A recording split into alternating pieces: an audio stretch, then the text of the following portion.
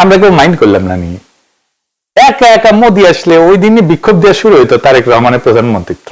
যাই হোক, এক দাবরানিতে তামিজে খায়েশ, মোদিরা স্বাদ মিটিল না, বিএনপির আশা পড়িল না। হ্যাঁ, ও গাইড ধরবি এখন, মোদির স্বাদ না মিটিল, বিএনপির আশা না পুরিল, সকলই ফুরায় যায় মা। এই ইলেকশন যে সুষ্ঠু হয় নাই, এটা আজকাল টিআইবির জরিপে প্রকাশ হয়েছে। মানে 70টা আসনের মধ্যে 21% আসনের ক্ষেত্রে এক বা একাধিক জাল ভোট হয়েছে। ঠিক আছে, এক বা একেবারে জাল ভোট হয়েছে। আপনারা এইভাবে বুঝতে পারেন, ন্যূনতম একবার জাল ভোট হয়েছে, একবার ন্যূনতম যখন বলছি তখন একাধিক হতে পারে, দুটো হতে পারে। ভোটের আগে বাক্স ভরা হয়েছে হাসিনার মতো, জাল ভোট দেওয়া হয়েছে হাসিনার মতো, আবার ভোটারদের কাছে ভয় ভীতি দেখানো হয়েছে হাসিনার মতো। হাসিনার আমলের চাইতে কম হয়েছে, এটা ঠিক, কিন্তু সংখ্যাটা তো কম না হয়েছে। তো তাহলে লাভ হইলো কি? ঘুরে মা ঘুরছে হ্যাং। এই ইলেকশনে কেমনি ইঞ্জিনিয়ারিং করাইতে পারে সেটা নিয়ে আদি একটা প্রেডিকশন দিছিল, সেটা শুনে নিয়ে আগে খুব স্পষ্ট ভাবে সহজ ভাষায় বলেছিল, নির্বাচনে সরাসরি বুথ দখল না কইরাও ভিন্ন কৌশলে ফলাফল পাল্টে দেওয়া সম্ভব, খুব সাধারণ ভাবে বলা। আগে শুনেন কি কইছিল আদি। এবার যেহেতু আমলারা সিল মারতে পারবেন না, আপনারা দেখেন এই মানে আমার হয় কি, আমরা যখন সিডাপ এর মতো একটা ভারী ভেন্যুতে কথা বলি তখন এত থিসিস অ্যান্টিথিসিস সিনথিসিস এরকম বলি যেগুলো জনগণ কানেক্ট করতে পারে কম। হিসেবটা খুব সোজা হলো যে এই প্রত্যেকটা কেন্দ্রে, একটা কেন্দ্রে মিনিমাম 10টা বুথ থাকে। তো আমরা জানি একটা কেন্দ্রে একজন প্রিজাইডিং অফিসার থাকে, কয়েকজন অ্যাসিস্ট্যান্ট প্রিজাইডিং অফিসার থাকে, প্রত্যেক কেন্দ্রে আবার পুলিং অফিসার থাকে, এবং এই সবাই থাকে ওই উপজেলা বা জেলার লোকজন, মেইনলি স্কুলের টিচার, কলেজের টিচার, মাদ্রাসার টিচার, সাথে কিছু ব্যাংকার, এরা এখানে করেন। ব্যাপার হলো আপনারা এটা খুব কমন স্ট্র্যাটেজি, সেটা হচ্ছে যারা আমরা যাদেরকে হেভিওয়েট প্রার্থী বলি মেইনলি, তারা যেটা করেন 5-7 জন ডামি দাঁড় করায় দেন। ডামি প্রার্থী দাঁড় করাই দিলে হয় কি, তার নামে প্রত্যেক প্রার্থীর নামে আবার পুলিং এজেন্ট দেওয়া যায়, মানে তার নামে এজেন্ট দেওয়া যায়। তো ধরেন আমি নিজেও যেহেতু একজন প্রার্থী, তো আমি প্রার্থী হিসেবে আমার কেন্দ্রে প্রত্যেক জায়গায় আমি একজন করে এজেন্ট দিতে পারবো প্রত্যেকটা বুথে। তো আমার এগেইনস্টে যিনি আছেন তিনি যদি আরো 5 জনকে দাঁড় করাই দেন এবং 5 জনের এগেইনস্টে আরো 5 জন সে এখানে এজেন্ট দিবেন, তারপরে যেটা হবে পুরো বুথের মধ্যে 10 জনের মধ্যে দেখা যাবে 8 জন বনাম আমার একজন। তো আমার একজন তো সে কুলাই উঠতে পারবে না। এরপর ওইখানে সরকারি যে কর্মকর্তা থাকবে সে তো স্কুল টিচার ভাই, সে তো আসমান থেকে নাজিল হয় না, সে ওখানে আসছে একদিনে, চাকরিটা করে হয়তো ওই দিন দায়িত্ব পালন করে 3-4 হাজার টাকা পাবে। এখন যেহেতু সেই ওই স্কুলে আবার চাকরি করা লাগবে, তার কোনো শক্তি নাই ওইখানে যারা দখল করতেছে তাদেরকে বাধা দেয়া, কারণ সে স্কুলেও ফিরতে পারবে না, কলেজেও ফিরতে পারবে না। শুনিছেন তো? নির্বাচন কমিশনের শুনে নাই, শুনিছে, করে নাই কেন? নির্বাচন কমিশনের উচিত ছিল না এটা আমলে নেওয়া, আমলে নিয়ে ব্যবস্থা নেওয়া, সেটা হয় নাই। যাই হোক, গত ভিডিওতে আমি জামাত এনসিপির সম্মিলিত ভোট 35% বলছিলাম, এটা ঠিক আছে, কিন্তু এটার সাথে তো আবার খেলাফত মজলিস, এবি পার্টি, অলি আহমেদের দলের ভোট যুক্ত হবে, তাই না? তাইলে এটা 38.5% হয়। এটা আমাদের জোটের ভোট, এটা হেলাফেলা করার সংখ্যা না। তার মানে আমরা ভোট পাইছি 38.5% আর বিএনপি 51%, তফাৎ 12%। আমাদের 38.5%টাকে আমাদের 45% নিয়ে যেতে হবে। এখন প্রশ্ন হইতেছে কেমনে? আমরা যে 38.5% ভোট পাইছি এটা কোনো ছোট বিষয় না, কিন্তু একটা দেশে এত বড় সমর্থন একদিনে তৈরি হয় না। শুধু আমাদের ভোট বাড়ালে চলবে না, আমাদের ভোট রক্ষা করতে হবে। এর জন্য একটা সমন্বিত একটা পরিকল্পনা লাগবে। পুরা পরিকল্পনা এক এপিসোডে দেওয়া যাবে না। তাও আজকে কিছু গুরুত্বপূর্ণ কৌশলের কথা আলাপ করব। আমি আগে মেলা স্ট্র্যাটেজি গলে কয়ে দিছি জামাত এনসিপি রে, কয়টা নিচে আপনারাই জানেন। আমি একটা এক্সাম্পল দিই। আমি কইছিলাম পাড়ায় মহল্লায় চাঁদাবাজি প্রতিরোধ কমিটি তৈরি করতে। এটা করলে বিএনপির বাইরে সব শক্তিকে পাড়া মহল্লা লেভেলে অর্গানাইজ করে ফেলা যেত, তাদের একটা পলিটিক্যাল কাজ দেওয়া যেত, যেটা সামাজিকভাবে গুরুত্বপূর্ণ, রাজনৈতিকভাবে গুরুত্বপূর্ণ। ইউনিটিটা স্ট্রং হইতো। তারা জানতো কে কোথায় চাঁদাবাজি করে, তারা জানতো কার কোথায় শক্তি, তাদের নিজেদের কোথায় শক্তি। এটাই নির্বাচনী ইউনিট হিসেবে কাজ করতে পারতো। পাত্তাই দেয় নাই, কানেও তুলে নাই। চাঁদাবাজিকে একটা ন্যাশনাল পলিটিক্যাল ইস্যু বানায় ফেলা যাইতো, করে নাই। হ্যাঁ, করেন না, কিন্তু আমি তারপরে কয়া যাই, কারণ হইতেছে কি যে এটা তো অনেকে শুনবে, জানবে যে এটা একটা পথ ছিল, রাস্তা ছিল। অনেকে কইতে পারেন আপনি কয়া দিতেছেন কেন, সবাই তো জানে যাবে স্ট্র্যাটেজি, সবাই জানে গেলে অসুবিধা নাই। আমি এমন ভাবে বলি স্ট্র্যাটেজি, আমার তো কোনো গোপন স্ট্র্যাটেজি নাই। আমি তো কোনো দল করি না যে দলের ফোরামে যায় কইব, আর এইভাবে বলা ছাড়া সেই জন্য আমার কোনো উপায় নাই। আর যে কৌশলে বলবো তা চাইলেও প্রতিপক্ষ ব্যবহার করতে পারবে না। মানে আমি যদি বলি আমি একটা ম্যান্ডোলিন ভেজে ভোট চামু, এটা সবাই পারবি? হ্যাঁ, পারবি না। আমি যে এককালে ম্যান্ডোলিন বাজালাম তা জানেন না? জানেন না? ও তাই নাকি? আচ্ছা দেখেন,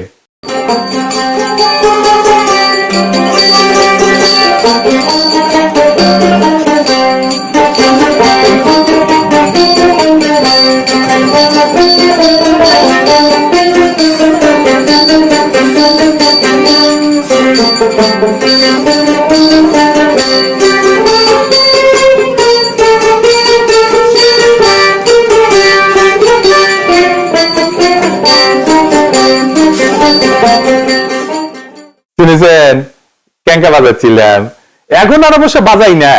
এই জীবনে তো কত কিছু বিসর্জন দিছি। যাই হোক, প্রথম যে কাজটা সেটা হচ্ছে এই যে নির্বাচনী জোট, ঐক্যবদ্ধ বাংলাদেশকে এটা ন্যূনতম পলিটিক্যাল কর্মসূচির ভিত্তিতে ক্রিস্টালাইজ করতে হবে।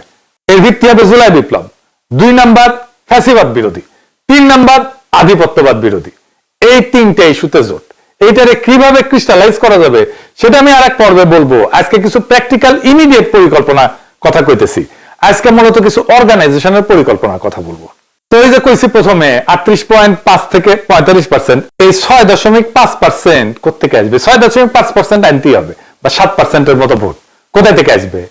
হাওয়া থেকে পড়বে না কই থেকে আসবে? আসেন সেটা দেখি। তো এই যে 6.5% বা 7%, এটা তো কারো না কারো ভোট। কাদের ভোট? আমি কোনো একটা পরিষ্কার হিসাব দিই।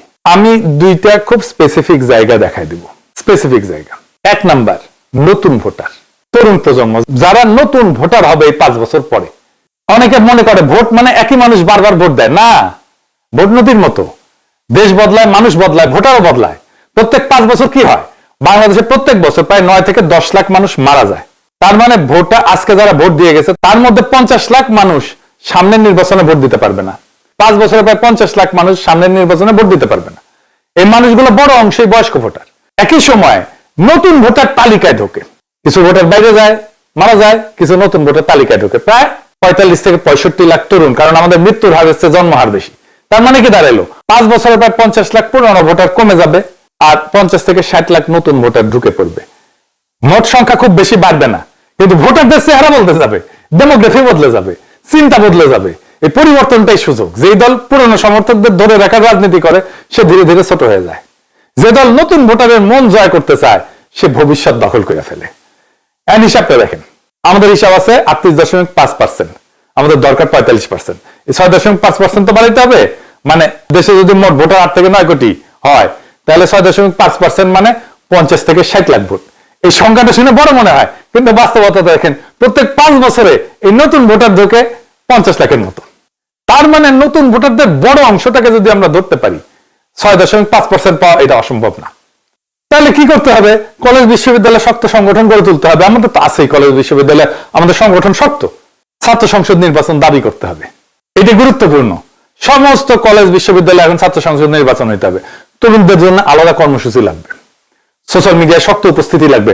শুধু ফেসবুক না, শুধু ইউটিউব না, আরো অনেক সোশ্যাল মিডিয়া আছে, ইনস্টাগ্রাম আছে, টিকটক আছে, এই সব জায়গাতে উপস্থিতি বাড়াইতে হবে। তরুণদের ভোট যদি 2 থেকে 3% বাড়াইতে পারে তাহলে কিন্তু গেম চেঞ্জ হয়ে যাবে। আমাদের শিবিরের মতো একটা শক্তিশালী ছাত্র সংগঠন আছে, এনসিপির মতো তরুণদের দল আছে, তারা তরুণদের টানবে। তরুণরা অ্যান্টি এস্টাবলিশমেন্ট হয়, আর আমরা তাদেরকেই টার্গেট করব। আমরাই সবচেয়ে ভালো অবস্থানে আছি তরুণদেরকে অ্যাট্রাক্ট করার জন্য, বিএনপি না। 2 নাম্বার, হতাশ মানুষ। কিছু মানুষ এখন বিএনপি শাসন দেখে হতাশ হবে, প্রতিহিংসা দেখে হতাশ হবে, চান্দাবাজি ধান্দাবাজি দেখে হতাশ হবে, সন্ত্রাস দেখে হতাশ হবে। কিছুদিন পরে ইকোনমির অবস্থা তো জয় বাংলা হয়ে যাবে, জিনিসপত্রের দাম বাড়বে। আগেই কয়ে রাখলাম, আবার এর জন্য আমার দোষ দিয়েন না। সরকার তার খরচার জন্য টাকা ছাপাইতেছে ঋণ করিয়া। এই যে রমজান আসতেছে, আপনি দেখেন জিনিসপত্রের দাম কেমনে পাগলা ঘোড়ার মতো বাড়তে থাকে। ডলারের দাম বাইরে গেছে, ডলার প্রতি 1 টাকা। এই ইলেকশনের পরপরই দাম অলরেডি বাইরে গেছে জিনিসপত্রের। দেখেন খেসারি ডাল আগে ছিল 85 থেকে 90 টাকা কেজি, এর বাইরে 100 টাকা হয়েছে। পেঁয়াজ 50 টাকা থেকে 60 টাকা হয়েছে। দেশি রসুন 90-100 টাকা থেকে 120 টাকা হয়েছে। পাইকারি পর্যায়ে সয়াবিন তেল লিটার প্রতি 185 থেকে 95 টাকা হয়েছে। আর পামেল বিক্রি হয়েছে 155 থেকে 165 টাকা লিটারে। পেঁয়াজের দাম বাড়ছে, মাংসের দাম বাড়ছে। এই প্রসঙ্গে এটা মৌলানা ভাসানীর কৌতুক মনে পড়ে গেল। আমি মনে হয় আগে কইছিলাম এই কৌতুকটা, যদি না শুনে থাকেন তাহলে শুনেন। তো মৌলানা ভাসানী বক্তৃতা দিচ্ছে, তার পাশে বসে আছে মশিউর রহমান জাদু মিয়া। জাদু মিয়া কিন্তু জিয়া রহমানের সরকারে ছিল, মন্ত্রী ছিল, উপদেষ্টা ছিল, জিয়া রহমানের সেকেন্ড ম্যান ছিল বলতে পারেন, নেপের মশিউর রহমান জাদু মিয়া। ওনার মেয়ে আবার এখন বিএনপি করে, মশিউর রহমান জাদু মিয়ার মেয়ে। তো মৌলানা ভাসানী বক্তৃতা দিতেছে, জ্বালাময়ী বক্তৃতা দিতেছে, চালের দাম বাড়ছে, তেলের দাম বাড়ছে, ডাইলের দাম বাড়ছে, মদের দাম বাড়ছে কিনা কইবার পারুম না, জাদু মিয়া কইবার পারবো, বুঝছাও? মানে জাদু মিয়া নাকি ছিল আর কি প্রচুর একটা সিস্টেমের মধ্যে অভ্যাস ছিল আর কি, জানা যায়। ও আচ্ছা আচ্ছা, আর একটা কথা কয়ে রাখি আপনাদের, যারা শেয়ার মার্কেটে বিনিয়োগ টিনিয়োগ করেন তাদের কই করেন নাকি অনেকে, হ্যাঁ, একটা বুদ্ধি শিখে দেব, টেকা কলে পাবেন, হ্যাঁ, লাভ করতে চান যদি আমি কয়ে দিই, তবে কন্ডিশন আছে, আমার কলে 10% দেওয়া লাগবে, বুঝছাও? লাভের দুইভাবে লাভ করতে পারবেন। ইলেকশনের পরে যে দল জিতে তাদের সাথে রিলেটেড কোম্পানিগুলোর শেয়ারের দাম ইউজুয়ালি বাড়ে, এখন বাড়বি, আপনি খুঁজে দেখেন, যেমন ধরেন ঢাকা ব্যাংক বাড়বি, ন্যাশনাল ব্যাংক বাড়বি, মূল্য গ্রুপের বাড়বি, আরো কি কি আছে খুঁজে দেখেন, এইগুলা শেয়ারের দাম দাই করে বাড়বি কয়েকদিন। হ্যাঁ, শেয়ার থাকলে, এদের শেয়ার থাকলে বেঁচে দেন, ক্যাশ করে ফেলেন। আর জামাতের কোম্পানিগুলোর শেয়ার কমবি, দাই করে কমবি। কি আছে? ইসলামী ব্যাংক আছে, ইবনে সিনা আছে, এইগুলো আর কি কি আছে দেখেন, খুঁজে দেখেন আর কি, দাই করে কমবে। আপনি শেয়ার মার্কেটে যাই খোঁজ নেন, আমার কথা সত্য কিনা আমি না দেখেই কইলাম। তো যেগুলো কমবি সেগুলো শেয়ার এখন কিনে রাখবেন, জামাতের কোম্পানিগুলো শেয়ার, ইসলামী ব্যাংকের, ইবনে সিনা শেয়ার। বিএনপি কোম্পানি এই যে বেরিয়েছে, এটা বেশি দিন থাকবে না, জামাতের কোম্পানিগুলো কমাও বেশি দিন থাকবে না, মাঝখান থেকে আপনার লাভ, আমার কমিশন কলে দেন কলে বেশি না 10%।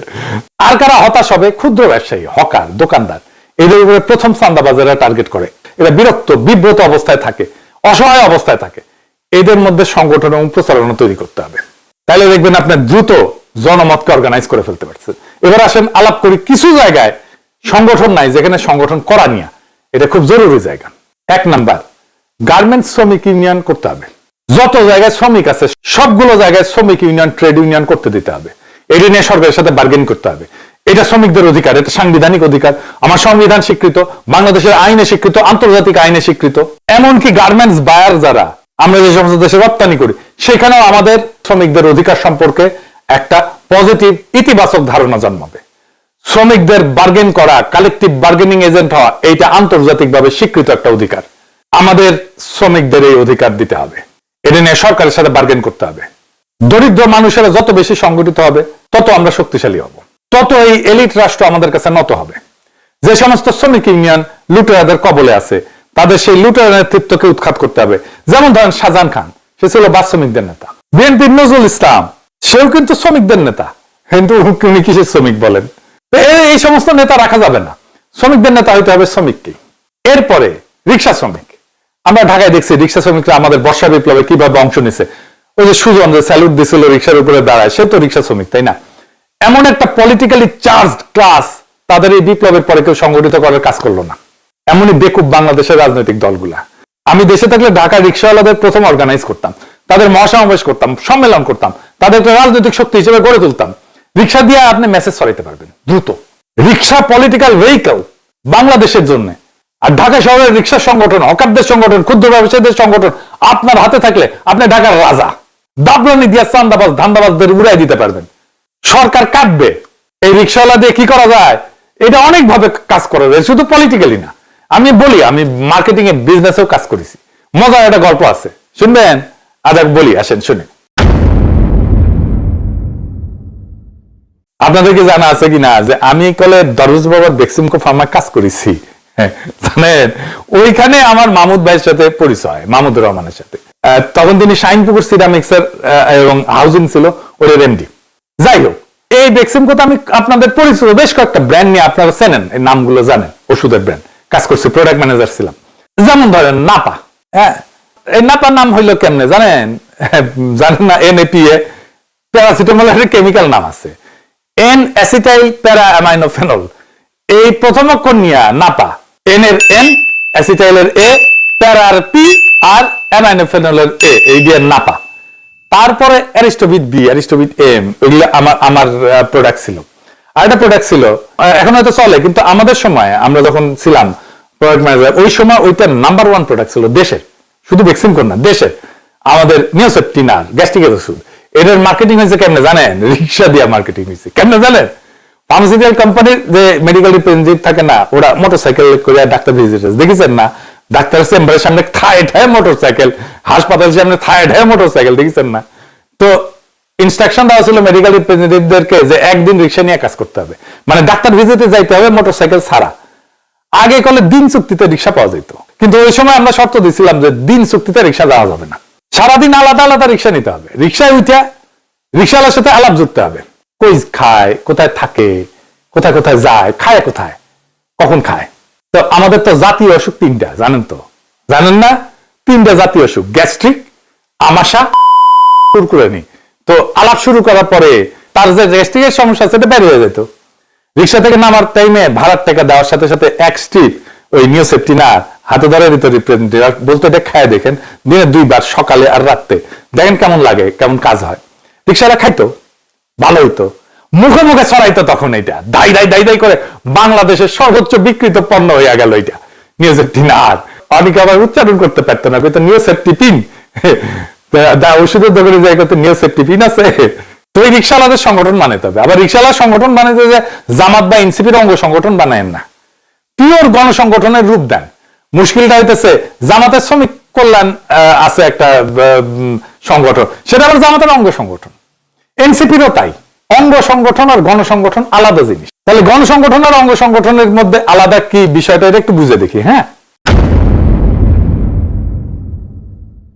অঙ্গ সংগঠন হচ্ছে রাজনৈতিক দলের একটা ছায়ারূপ ওই সেক্টরের মধ্যে।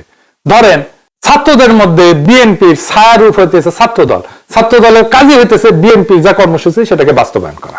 কিন্তু গণসংগঠন হইতেছে এটা ছাত্রদের নিজস্ব সংগঠন, একদম ছাত্রদের মধ্যে থেকে তৈরি হয়েছে। যেমন ধরেন ছাত্র অধিকার পরিষদ, এটা ছাত্রদের মধ্যে থেকে তৈরি হয়েছে।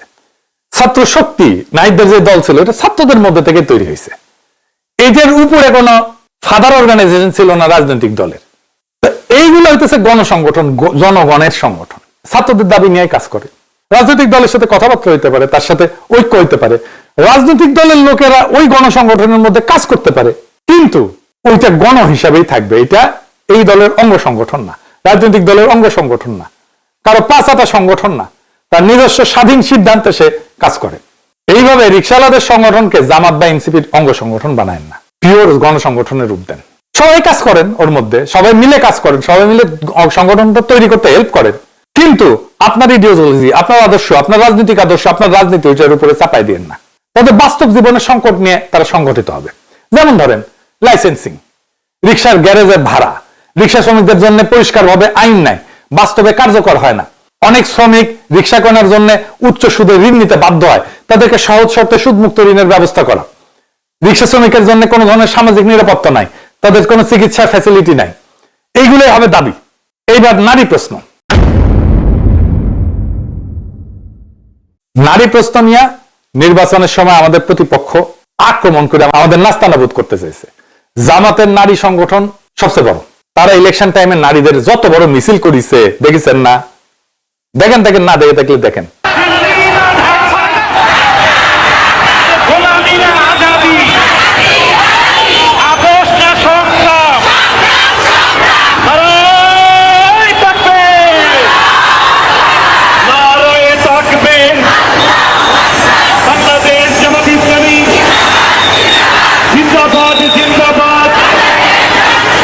দেখেছেন বাংলাদেশের নারীদের অত বড় মিছিল কখনো হয় নাই। তাও হাতে গোনা কিছু তথাকথিত নারীবাদী, যাদের বাংলাদেশের মানুষ নারীবাদী বলে, তারা আমাদের দাবরানির উপরে রাখে। তারা নারীবাদী কারা জানেন না? জানেন না? ও দেখেন না? আমি তো দেখাইছিলাম, আবার দেখেন এডিটর সাহেব, দেখে দেন, গান দেন, দেখে দেন, মিথ্যে না দেখেন, বেশি দেখেন না। আমরা নারীবাদী কারণ আমরা খুশি হতে চাই, আমরা নারীবাদী, আমরা নারীবাদী কারণ আমরা সুখী হতে চাই, আমরা নারীবাদী, আমরা নারীবাদী কারণ আমাদের অন্য উপায় নাই, আমরা নারীবাদী। দেখেছেন, এরা হইতেছে নারীবাদী। তো এই দাবরানি, এদের দাবরানি বন্ধ করতে হবে। বর্ষা বিপ্লবে নারীরা ফ্রন্ট লাইনে থেকে ফাইট করলো, আর তারাই বিপ্লবের পরে আড়ালে চলে গেল। এনসিপি তো ব্যাপক সংখ্যক নারী নেতৃত্ব আছে, গার্মেন্টসে আমাদের এত নারী কর্মী কাজ করে, অথচ বাংলাদেশে শক্তিশালী নারী সংগঠন নাই, বিশেষ করে দরিদ্র নারীদের সংগঠন নাই, সব এলিটদের সংগঠন। এটা আমাদের বড় ব্যর্থতা। আপনি দেখেন কাজের বুয়া হিসেবে একটা বড় অংশের নারী কাজ করে, তাদের বেতন কি হবে, তাদের নিরাপত্তা কি হবে, তারা কোন পরিবেশে কাজ করবে, তাদের জন্য কথা বলার কেউ নাই। এটা আমাদের বড় ব্যর্থতা। আমাদের দ্রুতই নারী সংগঠন গড়ে তুলতে হবে এবং দরিদ্র নারীদের সংগঠন, দক্ষিণ এশিয়ার সবচেয়ে বড় নারী সংগঠন আমরা গড়ে তুলতে পারি। আমাদের এখন একটা জাতীয় নারী সমাবেশের নারী কনভেনশন করে জাতীয় নারী সংগঠন গড়ে তুলতে হবে। নারী নেতৃত্বকে প্রাতিষ্ঠানিক রূপ দিতে হবে, যেটা প্রো জুলাই, যেটা প্রো বাংলাদেশ, যেটা আগ্রাসন বিরোধী, যেটা ফ্যাসিবাদ বিরোধী, প্রো পোর, দরিদ্র বান্ধব। এটাকেও গণসংগঠনের রূপ দিতে হবে। কোন ইডিওলজিক্যাল বা রাজনৈতিক দলের অঙ্গ সংগঠন করা যাবে না। আজকে বললাম আমাদের সম্ভাব্য কৌশলের প্রথম পর্ব। এর পরের পর্বে আমাদের আরো গভীর সাংগঠনিক প্রস্তুতির বিষয়ে আলাপ করব। এরকম আমি 4টা এপিসোড করবো, আজকে প্রথম এপিসোড। তো এই যে 38.5%, এটা কোনো শেষ না। 38.5% হলো শুরু। এই দেশে 38.5% মানুষ পরিবর্তন চাইছে। এটা ছোট না, এটা অনেক বড় অর্জন। এটা প্রমাণ করে একটা শক্তিশালী বিকল্প রাজনৈতিক বিকল্পের মধ্যে তৈরি হয়েছে। ভোট কিন্তু স্থির না, ভোট বদলায়, প্রজন্ম বদলায়, অর্থনীতি বদলায়, মানুষের প্রত্যাশা বদলায়। যে দল সংগঠন করে সেই দল টিকে, যে দল মানুষের বাস্তব জীবনের পাশে দাঁড়ায় সে দল বাড়ে। আমাদের কাজ এখন উত্তেজনা না, আমাদের কাজ কাঠামো, আমাদের কাজ শৃঙ্খলা, আমাদের কাজ মানুষের আস্থা অর্জন। 38.5 কে 45% করা অসম্ভব না, খুবই সম্ভব। আমি হিসাব করে দেখাই দিলাম, কিন্তু সেটা হবে স্লোগানে না, সংগঠনে, হতাশায় না, ধৈর্যে, অভিযোগে না, বিকল্প দিয়া। আজ যারা ক্ষমতায় আছে তারা সরকার চালাবে, ধান্দা করবে, টাকা পয়সা কামাবে এবং পাবলিকে বিরক্ত হবে তাদের উপরে। আর আমরা কাজ করব মাঠে, বাজারে, মানুষের কাতারে। 5 বছর পরে একটাই প্রশ্ন হবে। সে প্রশ্নটা এইটা না যে কে বেশি চিৎকার করছে, বরং প্রশ্নটা এইটা হবে কে বেশি সংগঠন করছে, কে মানুষের কাছে বেশি গেছে, কে মানুষের পাশে ছিল।